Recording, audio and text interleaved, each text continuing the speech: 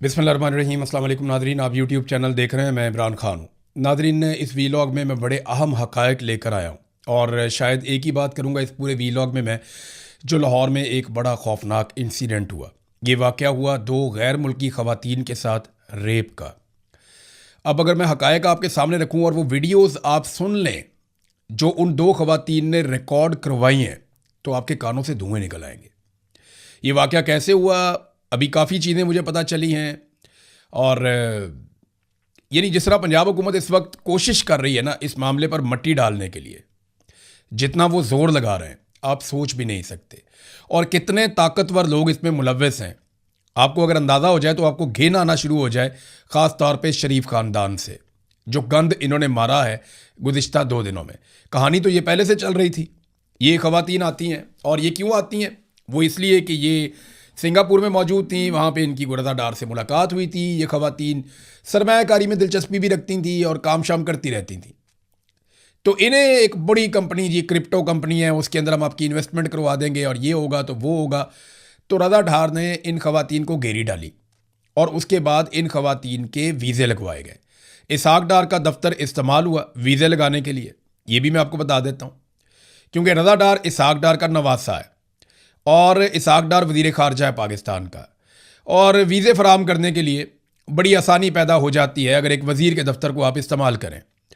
तो रज़ा डार ने इन दो ख़वातीन के वीज़े अरेंज किए, लेकिन इससे पहले इन दो ख़वातीन को इंस्टाग्राम के एक अकाउंट के ज़रिए से मुतासर किया गया। उस अकाउंट पे रज़ा डार, अली डार और बहुत सारे और लोगों की फ़ोटोएँ इनको ख़वातीन को दिखा के तो इनको कायल किया गया, देखें जनाब। और साबिक़ वज़ीर आज़म की फ़ोटोज़ भी कि देखें हमारे कितने ताल्लुकात हैं, हम एक गवर्नमेंट, हमारा जनाब वहाँ सिक्का चलता है, हम बड़े मजबूत हैं, आप आएँ आपको पता चल जाएगा, आप आगे शशके देखें। यानी यही होता है ना कि आप आएंगे आपको बहुत प्रोटोकॉल मिलेगा, आप बहुत इंजॉय करेंगे, आपको बड़ा मज़ा आएगा और साथ में आप सरमायाकारी करेंगे तो आपको बड़ा मुनाफा भी मिलेगा। वो ख़वातीन थी, उन्होंने कहा कि ठीक है चलते हैं, मुनाफा मिल रहा है। और टिकट भी हो गए उनके, बाकायदा बुक करवाए गए, उन्हें जनाब वीज़े भी दिलवाए गए। फिर जब वो इस्लामाबाद एयरपोर्ट पे पहुंची तो उन्हें प्रोटोकॉल मिला और रज़ा डार ने सिक्योरिटी गार्ड्स, बाकायदा आगे पीछे गाड़ियाँ, पूरा प्रोटोकॉल। फिर उनको इस्लामाबाद के एक बड़े होटल के अंदर रखा गया, फिर उन्हें नथिया गली भी ले जाया गया इन ख़वातीन को, और उसके बाद उन्हें लाहौर लाया गया। लाहौर में इन ख़वातीन को DHA लाहौर में एक घर के अंदर पहुंचा दिया गया, काफ़ी बड़ा घर है, तो घर के अंदर पहुंचा दिया गया और वहाँ पर इनको यरगमाल बना लिया गया। अब जो ख़वातीन की कहानी है ना, वो जिन लोगों ने सुनी है वो कहते हैं जी हमारे आंसू नहीं रुक रहे जब हम सुनते हैं, तो हमें इतनी तकलीफ़ होती है। ये दो ख़वातीन हैं, एक का ताल्लुक नीदरलैंड से और एक का ताल्लुक वेनेज़ुएला से है। और जो इन बेशर्मों ने, बेगैरतों ने जो वेनेज़ुएला वाली खातून के साथ किया है वो एक्सप्लेनेबल ही नहीं है, मैं बता ही नहीं सकता आपको। यानी गंद मारो तो इतना मारो कि उसको कोई बयान भी ना कर सके। यानी इन्होंने उस लेवल की गंदगी की जिसको यहाँ मैं सोशल मीडिया पे बयान भी नहीं कर सकता। मेरी फैमिली सुनती है मेरे वीलॉग को, और इतनी बड़ी फैमिली है, इसमें 6 मिलियन से ज़्यादा लोग तो आप हैं, और मेरे अपने घर वाले भी सुनते हैं, तो मैं एहतियात से बात करूँगा। इन्होंने बड़ी ज़्यादती की उन ख़वातीन के साथ, बड़ा जुल्म किया। वो दोनों ख़वातीन जो हैं वो अपने घर वालों से राब्ते में भी थी, जब वो निकली उस कंट्री से तब भी राब्ते में थी, जब पाकिस्तान पहुँची वो तब भी राब्ते में थी। और दूसरा, उनके कुछ उसूल थे कि वो लाइव लोकेशन जो है वो अपनी फैमिली के साथ शेयर करती थी अपनी, ये ख़वातीन। और दूसरा, जो एक खातून नीदरलैंड की रहने वाली है, वैसे तो ये स्पेन में रहती हैं, रिहाइश तो इन्होंने वहाँ पे रखी हुई है, लेकिन जो नीदरलैंड की खातून है उसने कोड भी रखा हुआ था डच ज़बान के अंदर। नीदरलैंड और जर्मनी साथ साथ है, तो वहाँ पे डच ज़बान बहुत बड़ी पैमाने पे लोग वहाँ बोलते हैं। तो डच ज़बान के अंदर उसने एक कोड रखा हुआ था कि अगर कभी मैं ख़तरे में हुई या कोई प्रॉब्लम हुआ तो जब मैं आपसे बात करूँगी तो मैं ये कोड बोलूँगी, तो उससे आप समझ जाइएगा कि मैं ठीक नहीं हूँ। अब इन ख़वातीन को वहाँ पे रखा गया, इनके ऊपर बदतरीन तशद्दुद किया गया, शीशे के साथ इनके साथ तशद्दुद किया गया, फिर इनके साथ जिनसी तौर पे ज़बरदस्ती बहुत जुल्म किया गया, ज़्यादती की गई दोनों ख़वातीन के साथ, और मुतअद्दिद मरतबा इन लोगों ने जुल्म किया। और यानी FIR में कुछ भी नहीं है। FIR को अगर आप पढ़े ना तो FIR में 2 नंबरी है, और वो 2 नंबरी ऐसा लगता है कि पुलिस ने जानबूझकर 2 नंबरी की है। FIR पे आने से पहले मैं आपको बताता हूँ, इन खवातीन ने जब अपनी फैमिली को बताया तो वहाँ से मामला एम्बेसी तक गया और बात खुल गई, रोला पड़ गया।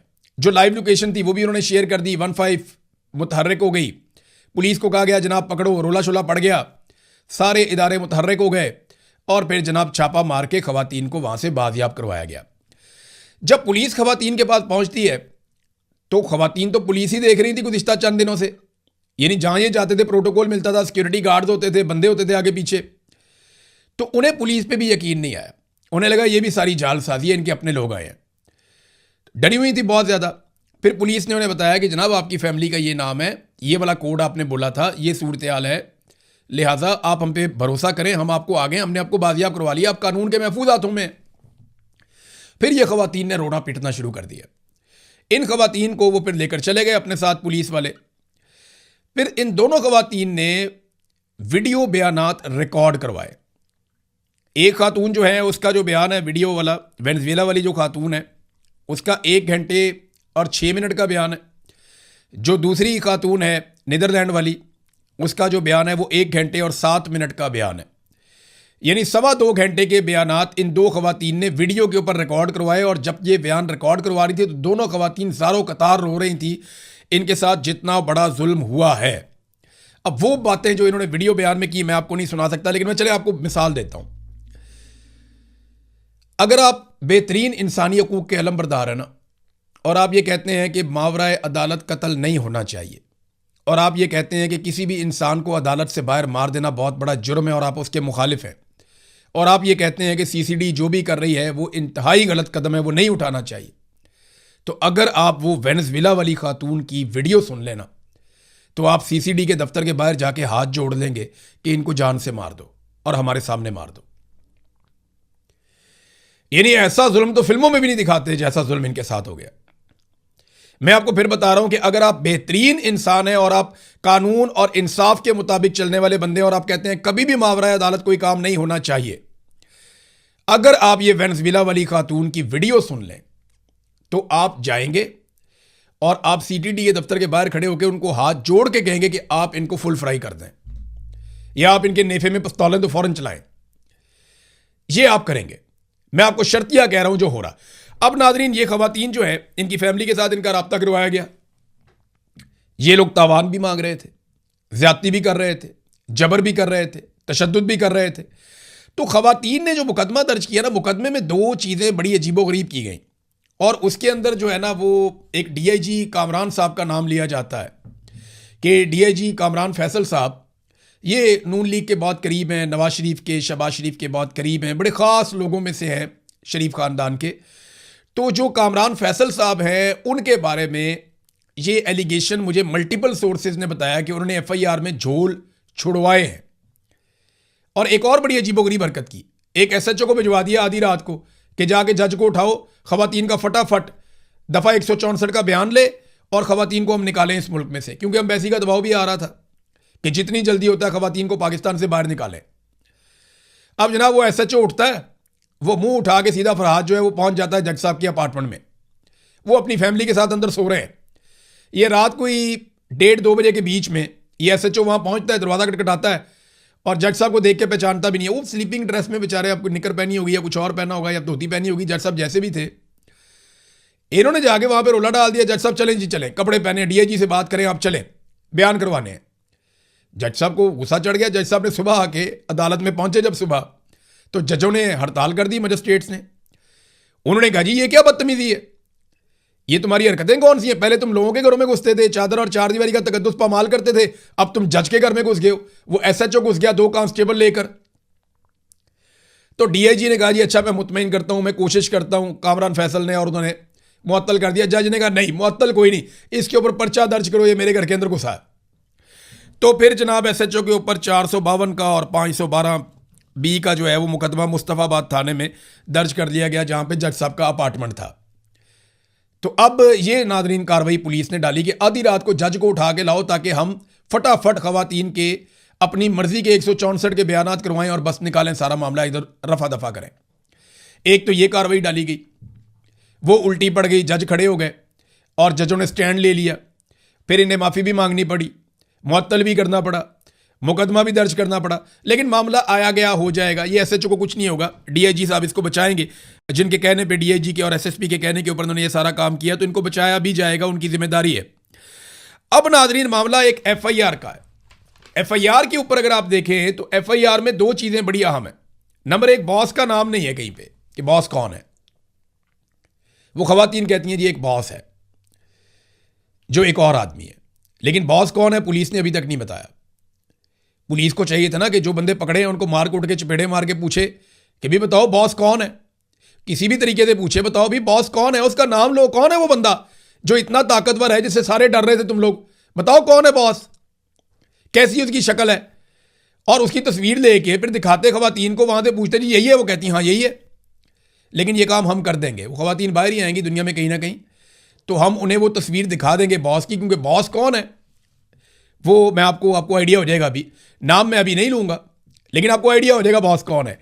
तो नाजरीन, ये जो रजा डार है, इसके बारे में वहां पे एक जुमला लिखा गया, ओनली का लफ्ज इस्तेमाल किया गया कि इसने सिर्फ धमकाया, जानबूझकर ऐसा लफ्ज इस्तेमाल किया गया ताकि तशद्दुद और जबर में से और जो बाकी जुल्म और ज्यादती है उसमें से इसको निकाला जा सके कि 4, 5, 6 दिन गुजर जाएंगे तो हम तुझे भी निकाल लेंगे, जैसे हमने जज मोहम्मद आसिफ के बच्चों को निकाला था। तो नाजरीन, ये लड़कियां जो हैं वो हर चीज़ अपने घर वालों से शेयर करती थी, इसकी वजह से इनकी बचत हुई है। फिर इसके घर वाले जो हैं वो पीछे तक पहुंचे और उन्होंने लड़कियों को बाजियाब करवाने के लिए पुलिस को जो जो उनके पास सपोर्ट थी उन्होंने दी। अब लड़कियों ने बयानात रिकॉर्ड करवा दिए, एम्बेसी का दबाव था कि फौरी तौर पे इनको निकाला जाए। लड़कियों ने एक दफ़ा 164 का बयान रिकॉर्ड करवाया, और ये बयान आप याद रखिएगा, दफ़ा 164 होता है कि जो आपके ऊपर बीती है ना, आप मजिस्ट्रेट के सामने खड़े होकर हल्फन आप वो बयान दे देते हैं, आप बता देते हैं कि जनाब ये हुआ है, असल हकीकत ये और ये मेरे साथ किया गया। और ये बयान बड़ी अहमियत रखता है किसी भी मुकदमे में। तो दफ़ा 164 का बयान लड़कियों ने रिकॉर्ड करवाया सगीर अहमद मजिस्ट्रेट साहब के सामने, लेकिन दफ़ा 164 के बयानात को सील कर दिया गया। ये नहीं होता, दफ़ा 164 का बयान सील नहीं हुआ करता, लेकिन इस दफ़ा 164 के बयान को सील कर दिया गया। क्या वजह है? वजह क्या है? आप क्या छुपाना चाहते हैं? किसका नाम बचाना चाहते हैं? किसको सामने लाने से आप डर रहे हैं? ये सवालात उठाए जाने चाहिए और हम सबको उठाने चाहिए। और मैं लाहौर के जो सहाफ़ी हैं उनसे मैं सिर्फ एक दरखास्त करता हूं, मेरे बड़े शानदार जर्नलिस्ट दोस्त हैं, वो रिपोर्ट भी कर रहे हैं। हमारे दोस्त हैं अशफाक साहब, बड़े अच्छे जर्नलिस्ट हैं, कोर्ट रिपोर्टर्स हैं, हमारे हाई कोर्ट के सदर भी थे पहले, अभी भी शायद वही होंगे, मैं मादरत चाहता हूँ अगर अभी भी हैं तो मैं भूल गया। लेकिन अशफाक भाई ने अली डार का नाम लिख दिया, जो इसाक डार का बेटा है, शायद गलती से लिख दिया होगा अली डार का नाम। एक ट्वीट में पढ़ रहा था, ये मेरे सामने पड़ी हुई है, यहाँ पे उन्होंने अली डार लिख दिया एक जगह पे। तो ये मैं पढ़ता हूँ आपको जुमला, मुतासरा खवातीन गैर मुल्की हैं, अली डार का मुकदमे में नामजद किया प्रोसिक्यूटर। तो अली डार का नाम गलती से शायद उन्होंने लिख दिया। लेकिन बॉस कौन है? ये कौन है बॉस? ये बॉस बहुत ताकतवर है और ये बॉस इन सारों को डील कर रहा था। ये सारे उससे डरते थे और उससे मगलूब रहते थे, ये खवातीन ने बताया है। अब दफ़ा 164 का बयान जो है उसको सील कर दिया गया, बिल्कुल वैसे जैसे वॉल्यूम 10 JIT का सील कर दिया गया था। जब पनामा की एक JIT बनी थी और उन्होंने बहुत सारे वॉल्यूम्स बनाए थे, तो उसमें वॉल्यूम 10 को सील कर दिया गया था कि इसको नहीं खोला जाएगा, क्योंकि अगर इसको खोल दिया तो बड़े बड़े शुरफा के नाम बाहर आ जाएंगे। तो ये जनाब जो 164 का बयान है, 2 खवातीन का, और ततीमा बयान, ये भी याद रखिएगा, ततीमा बयान भी पुलिस ने खुद ही मैनेज किया है, ये भी मैं आपको बता दूं। और मेरी जो रिपोर्टर्स हैं लाहौर के, जो कोर्ट रिपोर्टर्स हैं ख़ास तौर पे, उनसे गुजारिश है कि वो चेक करें कि ये जो बंदे अदालत में पेश किए गए ये वही बंदे हैं, सिर्फ चेक कर लें, मैं और कुछ नहीं कह रहा। इसकी तस्दीक ज़रूर होनी चाहिए, क्योंकि देखें वहाँ पे जो मुद्दई है वो मौजूद नहीं थी, विक्टम्स जो दोनों खवातीन हैं वो वहाँ पे मौजूद नहीं थी, और बाकी कोई पहचानता नहीं था कि ये बंदे कौन है। ये आया सरकारी मुलाजिम है, कहीं से पकड़ के किराए के बंदे ले आए हैं, या ये वही मुल्जिमान हैं जिन्होंने एक्चुअली खवातीन का रेप किया और जुल्म किया। देखिए रज़ा का तो अब सबको पता है ना, क्योंकि उसका नाम सामने आ गया, बाहर निकल कर आ गया। और रज़ा की गिरफ्तारी भी बड़े ज़बरदस्त तरीके से हुई है। रज़ा की गिरफ्तारी के लिए ये एक ASP है जिसको भेजा गया, और ये ASP फजलुर रहमान साफ़ी, इसको जनाब हुक्म दिया गया कि अगर आपने रज़ा को गिरफ्तार करना है तो सादे कपड़ों में जाना, कोई डाले शाले नहीं जाएंगे, कोई पुलिस की नफरी नहीं जाएगी। खामोशी से आओ और लड़के को लेकर चले जाओ। और एक और इंफॉर्मेशन मेरे पास ये है कि रात 2 बजे के आसपास जब रजा को गिरफ्तार करके लाया गया पुलिस स्टेशन में, तो रात 2 बजे के आसपास रजा पुलिस स्टेशन में मौजूद नहीं था, या कम से कम लॉकअप्स के अंदर मौजूद नहीं था। अगर पुलिस को लगता है वो वहां पे था तो फुटेज जारी करें, दिखाएं हमें कि वो कहां पे था और किस तरह उसको रखा है।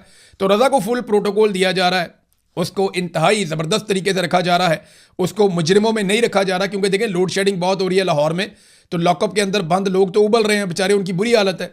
तो अब रजा को तो नहीं ना, रजा डार कोई सागडार का नवासा हो तो उसको तो नहीं ना इस तरह रख सकते जैसे आम मुजरिमों को रखते हैं, और बॉस का नाम भी बाहर नहीं ला सकते जैसा कि आम मुजरिमों को लेकर आते हैं।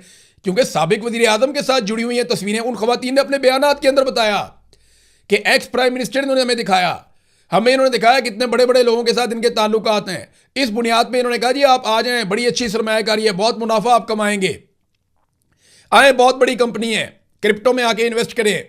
यहां पे बड़े बड़े लोगों के नाम लिया, इलोन मस्क का नाम ले लिया पकड़ के। तो वो खवातीन ने वो हर चीज वहां पे बयान की है, लेकिन तमाम चीजों को छुपाया जा रहा है। एक तो FIR के अंदर बहुत ज़्यादा झोल छोड़ा गया, दूसरा याद रखिएगा कि जो 164 वाले बयानात हैं उनको सील कर दिया गया, तीसरा ये जो बंदे अदालत के अंदर पेश किए गए हैं इनकी शनाख्त के ऊपर मैं सवालिया निशान उठा रहा हूं। और हमारे जो जर्नलिस्ट दोस्त हैं, क्योंकि देखें ना शनाख्त तो बता ही नहीं रही है, नाम लेना, बताएं कौन बंदा है, कहां का रहने वाला है, उसका आगा पीछा क्या है, वो क्या काम करता है, ऐसा तो कुछ नहीं बता रहे। सिर्फ एक बंदे के बारे में मालूमात वापस आई हैं। तो ये बाकी लोग कितने बाअसर हैं और ये बाकी लोग इसमें क्या कर रहे हैं, इसमें जो है ना वो मामला 2 ऑफिसर की तरफ जाता है। एक फैसल कामरान, क्या वो इंसाफ होने देंगे? दूसरा ज़ीशान रजा जो इन्वेस्टिगेशन के ऑफिसर हैं, लाहौर को कंट्रोल करते हैं। तो ज़ीशान रजा साहब और फैसल कामरान, इन 2 लोगों ने इंसाफ होने देना है या नहीं होने देना, इस पे चीज़ें डिपेंड करती हैं। ये एक तस्वीर बाहर आई है लड़कों की, इनके मास्क उतरवाए गए अदालत में, और ये तस्वीर भी अदालत के अंदर से किसी सहाफ़ी ने नहीं खींची, किसी पुलिस वाले ने नहीं खींची। मुझे खुशी है कि जुडिशरी में इतनी जान तो बाकी है कि वो कम से कम चीज़ों को एक्सपोज करना चाहते हैं। तो ये जो मुल्ज़िमान जिनकी तस्वीरें आई हैं, ये तस्वीरें और बॉस की तस्वीर इन खवातीन को ज़रूर दिखाई जाएगी और इनसे पूछा जाएगा कि पहचानिए कि क्या यही वो लोग हैं। और जैसे ही कन्फर्मेशन आएगी तो आपको लग पता जाएगा ये कितना बड़ा जुर्म और जुल्म हुआ है और कौन लोग इसके पीछे हैं। एक और चीज़ नादरीन मैं आपको बताता हूँ, ये आप देखें मरियम नवाज का स्टेटमेंट पढ़ के ना तो मैं भी परेशान हो गया था कि कहना जैसे वाक़यात होते हैं तो मुझे रात को नींद नहीं आती। कहना में एक गरीब आदमी था, उसको रेडी नहीं दी मरियम नवाज की हुकूमत ने, और वो बहुत ही गरीब था, उसकी छत कच्ची थी, उसकी बीवी बच्चों को ट्यूशन पढ़ाती थी, छत गिर गई, बीवी भी जख्मी हो गई, बच्चे फौत हो गए। बहुत अफसोसनाक और तकलीफ देह वाक़या है। मरियम नवाज को नींद नहीं आती, जिम्मेदार कौन है? अभी आज 40 लोग जोब रोड के ऊपर, पूरी बस गिरी है, उसमें 40 लोग जाँ बहक हो गए, सफर करने के लिए जा रहे थे 40 लोग, जोब रोड बलूचिस्तान। हुकूमती नाअहली है ना, दूसरे वाक़े में भी हुकूमती नाअहली है, लेकिन जो असल जुल्म और जबर हुआ लाहौर के अंदर, उस पर मोहतरमा को नींद आ जाती है, उस पर ना कोई स्टेटमेंट, ना कोई बातचीत। CCD से मैं पूछना चाहता हूं कि यार तुम लोग तो नेफे में पिस्तौल लेके फिरते हो, यानी CCD का पिस्तौल गरीब के नेफे में ही चलता है, कमजोर के नेफे में ही चलता है। ताकतवर मुजरिम आ जाएगा तो CCD का पिस्तौल जो है वो वहां पे नहीं चल सकता, ताकतवर के नेफे में। वहां पे तुमसे फुल फ्राई या हाफ फ्राई नहीं होता ना, गरीब आदमी है चाहे मुजरिम है, तो वहां पे आप लोग कर देते हैं कार्रवाई अपने नंबर पूरे करने के लिए। लेकिन जहां अमीर आदमी आ जाता है वहां पे तुम लोग बन जाते हो चापलूस। तो नाज़रीन मेरी ये गुजारिश है, ये कोई पाकिस्तान की शक्ल या पाकिस्तान का असल चेहरा नहीं है, हम इतने बुरे लोग नहीं हैं।